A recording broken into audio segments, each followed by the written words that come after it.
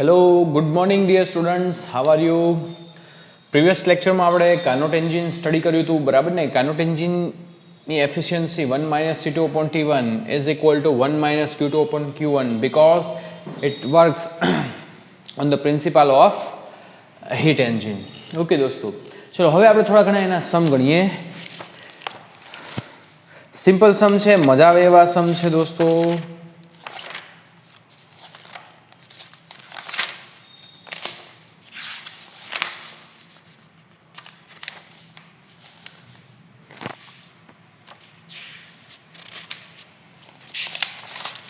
Okay, a Carnot engine working between 400 Kelvin and 800 Kelvin has, we can say that lower temperature illustration આપણે 67 જોઈએ, બરાબર ને? તો it lower temperature હોય એ always T2 કહેવાય and this is 400 Kelvin, and higher temperature it is always Q1, it is 800 Kelvin, has a work output of 1200 joule per cycle. This is W is equal to 1200 joule per cycle, बराबर? एक cycle complete करे, this is 1200 joule work will be done. What is the amount of heat energy supplied to the engine from source per cycle? એટલે આપણે શું કરવું છે કે કેટલી એનર્જી સપ્લાય થાય છે, we have to find out Q. Okay, આપણે શું ફાઇન્ડ આઉટ કરવાનું છે? ક્યુ ફાઇન્ડ આઉટ કરવું છે. તો દોસ્તો એની માટે કરશું શું? તો એની માટે બહુ સિમ્પલ છે.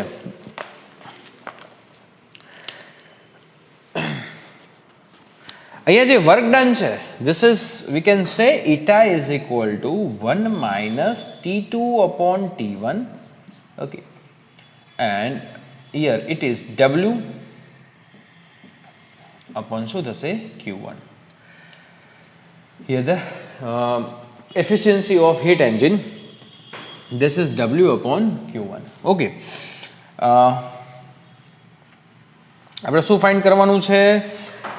What is the amount of heat energy supplied to engine from the source? એટલે source માંથી engine ને જે સપ્લાય થાય છે, this heat energy is called Q1. We want to find out Q1.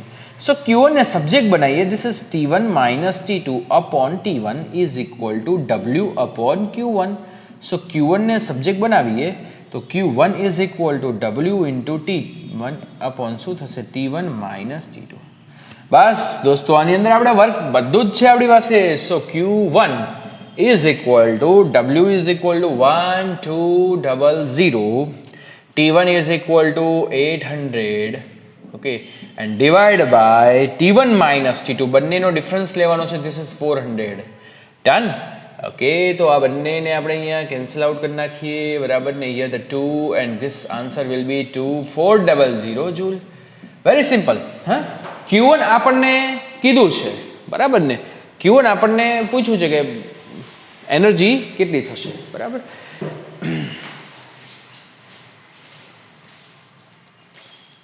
Okay, થોડો દોસ્ત પ્રોબ્લેમ હતો વાયરમાં, આપણે ક્લિયર કરી નાખ્યો, બરાબર ને? કે અટકતું હતું, ખાલી ખોટો આપણો પછી કેમેરો હલી જાય. ચલો 68. The temperature illustration 68.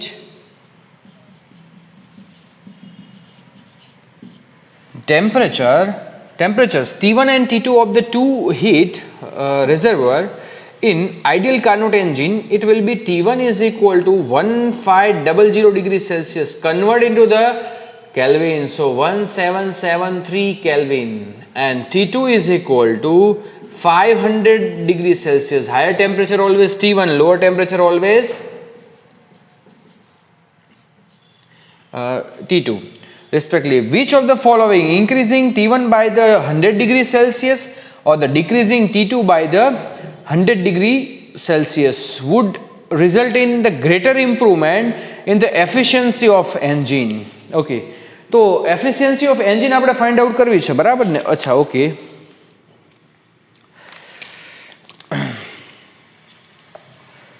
સપોઝ કે પહેલા હું ટેમ્પરેચર આ રાખું છું and I get the efficiency of the Carnot engine. It is 1 - T2 upon T1, and this one is 1 minus T2 is equal to 773 divided by 1773.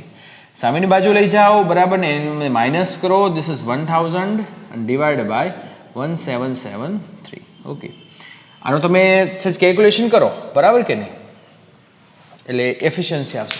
પછી આપણને એવું કીધું છે કે હું 100 ડિગ્રી આની અંદર ઇન્ક્રીઝ કરું અને 100 ડિગ્રી આની અંદર ઇન્ક્રીઝ કરું તો ઈટા કઈ સિચ્યુએશનમાં કઈ કન્ડિશનમાં આપણને ઇમ્પ્રુવમેન્ટ મળશે. તો હું પહેલા શું કરીશ, if T1 is equal to 1500 degree Celsius plus 100 degree, so it is 16 અને આમાંય તે જો ટેમ્પરેચર ડિફરન્સ હોય તો સીધું જ તમે આ કેલ્વિનમાં કરી શકો છો 1873 કેલ્વિન બરાબર ને. ધીસ ઇઝ 1600 ડિગ્રી સેલ્સિયસ, એની અંદર 273 એડ કરો તો 1873 અને T2 will be constant. Constant means it is 773 Kelvin. Okay, so eta is equal to eta dash કહી દઈએ 1 minus T2 upon T1. So this one is 1 minus 773 upon 1873. So this one is 1873 minus 773 upon 1873. તો this is eta dash is equal to, આ calculating work છે તમારે કરવાનું છે પણ હું અહીંયા અત્યારે સીધો આન્સર લખી નાખીશ.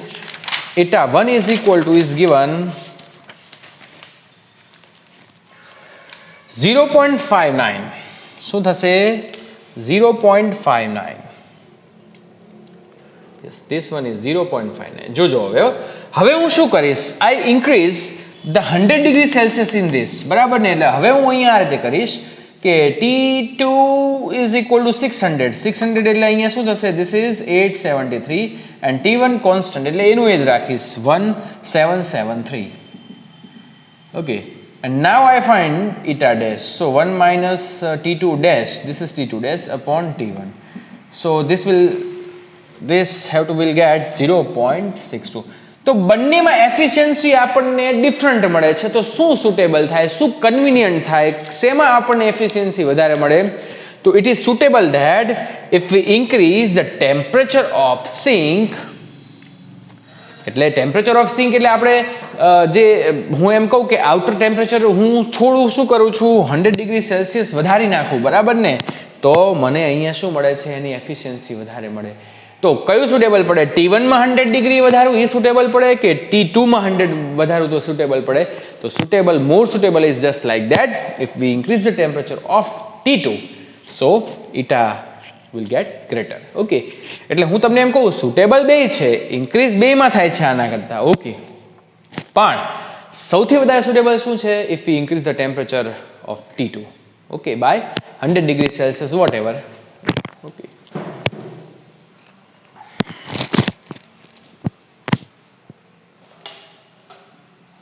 ચલો પછી હવે આપણે આગળ જઈએ.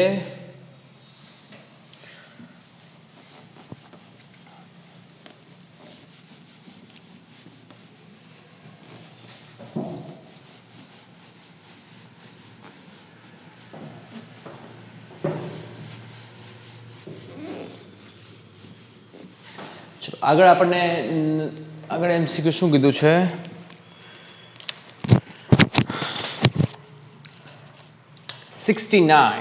બરાબર, illustration 69. A heat engine operates between the cold reservoir at the temperature T2 is given 300 Kelvin, okay, and the hot reservoir at temperature T1. Okay, it takes 200 joule of heat from the hot reservoir and delivers 120 joule. If the given Q1 it is 200 joule and work will be given W is equal to 120 joule. Okay, cycle. What could be the minimum temperature of hot reservoir? So આપણે minimum temperature we have to find out T1. Okay, T1 પણ actually yes આપણે minimum temperature કેટલું રાખવાનું છે એ આપણે find out કરવાનું છે બરાબર કે નહીં.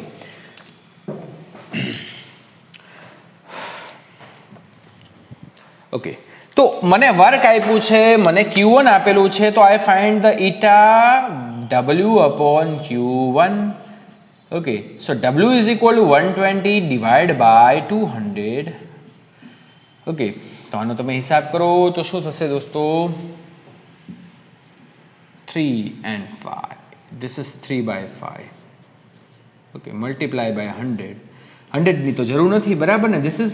This we have to get 3/5. It is eta. Okay. Now we have to find out the temperature T1, બરાબર ને? મિનિમમ કેટલું રાખવું જોઈએ? તો this is eta greater than or equal to 1 minus T2 upon T1.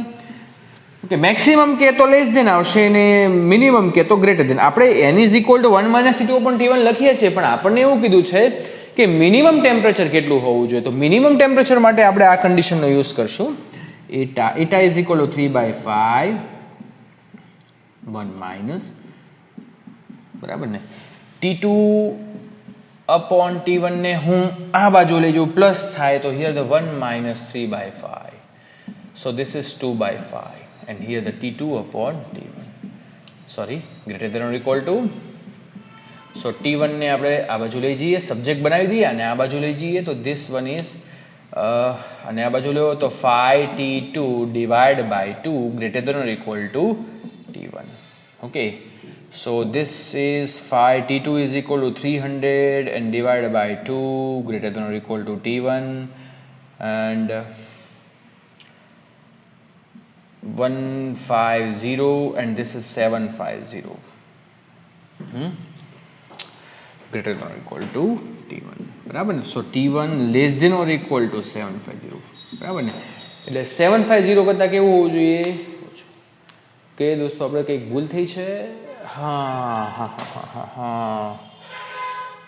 અચ્છા, okay, આપણે શું કીધું છે? જો આ રકમમાં જ ભૂલ થઈ છે. It takes 200 joule of heat from the hot reservoir and delivers 120 joule heat to the cold reservoir. Okay, sorry, this is not a work. This is Q2. Okay, રકમ આપણે ધ્યાનથી જોઈ નથી, સો આખો સમ આપણે ફરીવાર ગણવો પડશે, કારણ કે ભૂલ થઈ છે, આન્સર નથી આવતો. આ જ મેથડ આ છે, બરાબર ને? મેથડ આ જ છે, કોઈ ફેરફાર નથી, પણ ડેટા લેવામાં ભૂલ થઈ છે, કારણ કે આપણે વર્ક આને સમજી બેઠા, પણ ખરેખર એ છે ને હોટ ટુ કોલ્ડ રિઝર્વરમાં જાય છે ને એની એનર્જી છે, બરાબર ને? તો હિયર W upon Q1, બરાબર ને? But W is equal two Q1 minus Q2 upon Q1. Okay, so Q1 minus Q2 80 and divide by Q1 is equal to 200. So this is 2 by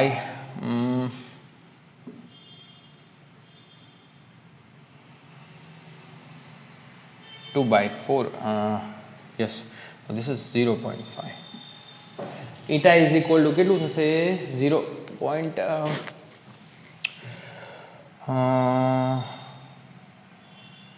Sorry, 5 and this is 0.4. Okay, this is 0.4. અચ્છા, ચલો હવે આપણે આગળ જઈએ, બરાબર ને? આ આપણે eta ફાઇન્ડ થઈ ગયું. ફરીવાર eta greater than or equal two 1 minus T2 upon T1. Okay, eta is equal to 0.4 and greater than or equal to 1 minus T2 upon T1, and T2 upon T1 આપણે આ બાજુ લાવી દઈએ તો T2 upon T1 greater than or equal to 1 minus 0.4. So T2 upon T1 greater than or equal to 0.6. T1 ને સામેની બાજુ જવા દઉં. T2 is equal to 300 divided by 0.6 greater than or equal to શું થશે? T1. તો T1 less than or equal to 10,500. Okay, એટલે કે T1 ની મિનિમમ વેલ્યુ કેટલી હોવી જોઈએ? ધેટ્સ અ 500 કેલ્વિન, બરાબર કે નહીં? સો T1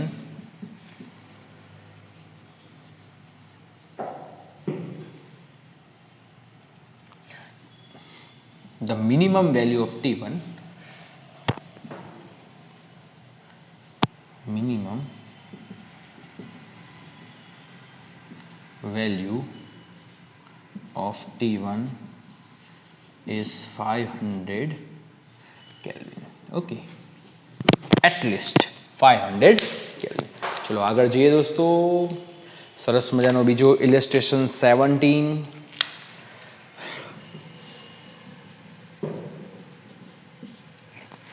The temperature inside and outside the refrigerator, yes, inside and outside the refrigerator, T2 is equal to 260 Kelvin, T1 is equal to 315 Kelvin, बराबर के नहीं?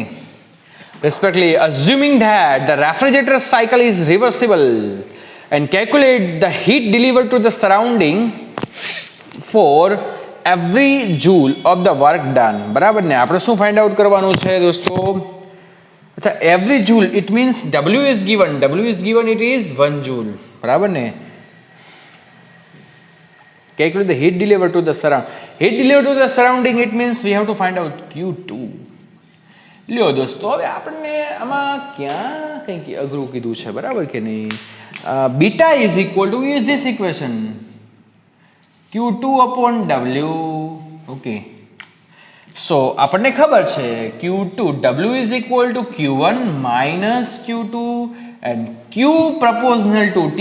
That's we see in previous lecture. We show the previous lecture. So Q beta is equal to Q2 upon W, and here we can say T2 upon T1 minus T2. So T2 is equal to 260 and this is 2315 minus 260. Okay, तो Q2 હવે આપણે આસાનીથી મળી જાય. Q2 is equal to simple 315 minus 260, it is 55. 260 divide by શું થશે? 55, બરાબર ને? તો આનો હિસાબ કરીએ આપણે તો કેટલો થશે મિત્રો? યસ, 6.19.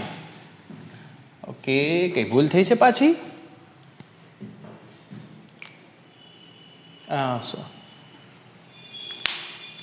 અચ્છા દોસ્તો, એને છે ને 315 માઇનસ 260 એટલે 42 કર્યા છે દોસ્તો. 42 ક્યાંથી આવે? ન આવે ને 42, નહીં તો ભૂલ છે, બરાબર ને? એને ટેમ્પરેચર છે એ 315 માઇનસ 260 કેટલા કર્યા છે? 42 અંદર, બરાબર? એટલે એને આન્સર છે 6.15 આવે, પણ 6.15 નો આવે, આન્સર થોડો લેસ આવે, બરાબર ને? ધીસ ઇઝ નિયર અબાઉટ 220, બરાબર ને? એટલે 2 નહીં આવે, 3 at 2 point નહીં, સોરી 4 point સમથિંગ કંઈક આન્સર આવવો જોઈએ. 4 point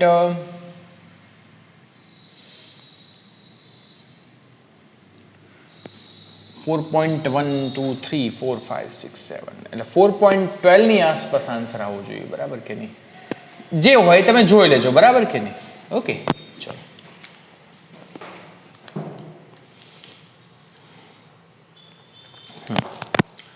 ચલો આગળ જઈએ. હવે શું છે? 72 જોઈ લઈએ આપણે. 72 આપણને શું કહે છે? એના ડેટા કલેક્ટ કરીએ. આમ તો હોમવર્કમાં જ આપવા જેવો છે, બરાબર ને? અઘરો નથી, પણ આપણને એવું કહે છે કે refrigerator tax heat from water at 0 degrees Celsius and transfer it to room 27 degrees Celsius. Here the T2 0 degrees Celsius, it means 273 Kelvin, and T1 is equal to 270 degrees Celsius, it means it is 300 Kelvin. 100 kilogram of water is converted in ice at 0 degrees Celsius, then calculate the work done. અચ્છા, હવે દોસ્તો આની અંદર આપણને રેફ્રિજરેટરની વાત કરી છે અને water is converted into the ice. Here we have to use a state change. That's very simple. Okay, beta is equal to Q2 upon Q1 minus Q2 is equal to Q2 upon W, and that's we can write T2 upon T1 minus T2. અને આપણે શું find out કરવાનું છે દોસ્તો? Calculate the work done. આપણે work done find કરવાનું છે. આપણે ફાઇન્ડ આઉટ શું કરવાનું છે? Work done. ઓકે, ઓકે, તો દોસ્તો શું કામ કરવાનું છે? જો હું તમને કહું ને, આપણે પહેલાં આપણે શું ફાઇન્ડ કરશું? આ બંને ઉપરથી beta. Beta is equal to T2 કેટલો છે? 273 divide by 300 minus 273. 273 divide by 27 આ બીટા ફાઇન્ડ થઈ ગયું. હવે દોસ્તો આપણે વર્ક ફાઇન્ડ કરવું છે, પણ અહીંયા જે આપણે હીટ આપીએ છીએ બરાબર ને, સિંકમાં જે હીટ વેસ્ટ જાય છે એ that's heat is use to the water. અચ્છા, હું તમને એમ કહું, રેફ્રિજરેટર શું કરે છે? કોલ્ડ જે હીટ, કોલ્ડ તો ન કહી શકાય બરાબર ને, કોલ્ડ રિઝર્વમાંથી હીટ ખેંચે છે અને હોટમાં શું કરે છે? વેસ્ટ કરે છે. ઓકે, તો કોલ્ડમાંથી જે ખેંચે છે એ વોટરનું કન્વર્ટ શેમાં કરે છે? કોલ્ડમાંથી શું ખેંચે છે? Q2 ખેંચે, જોજો રેફ્રિજરેટરમાં. અને it will be converted, use to the converted water into the ice. So we can say this is Q2 upon W. Okay, આ W બીટા તો છે, હવે આપણે આને ધ્યાનમાં રાખવાનું છે. You have to find out work done. So W is equal to Q2 into 27 divided by 2. So હવે તમે એમ કહેશો કે સર આ Q2 નો કેમ હિસાબ કરશું? પણ દોસ્તો Q2 is equal to, I can write it is MLF બરાબર ને, and this is 27 divided by 273. હવે મિત્રો તમારે શું કામ કરવાનું છે? M is equal to 100 kilogram is given. Yes. LF is equal to what? ચલો બોલો. LF is equal to 3 into 10 raised to 3. આપણે જોયું ને, 336 હોય છે, 333 હોય છે, 336 into 10 raised to 7. Okay, sorry, 10 raised to kilo છે ને, 10 raised to 3 આવશે. 336 into 10 raised to 3, 27 divided by 273. So this will be, answer is 3.36 into 10 raised to 6. Answer will be W is equal to 3.36 into 10 raised to બરાબર. આટલું આપણને work done મળે છે બરાબર. 6 આવશે અહીંયા. ઓકે, તો આની કેલ્ક્યુલેશન તમારે જાતે કરવાની છે. LF ઇઝ ઇક્વલ ટુ શું લેશો દોસ્તો તમે?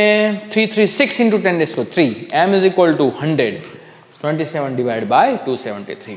ઓકે, તો અહીંયા આપણે ઇલેસ્ટ્રેશન પૂરા થઈ ગયા છે. નેક્સ્ટ ટાઈમ આપણે એક નવા સમ સાથે, નવા MCQ સાથે આગળ વધશું. ત્યાં સુધી બધાને Tata, bye bye, good bye. Good કેવું પડે આગળ. Take care and thank you very much. Next time મળીએ.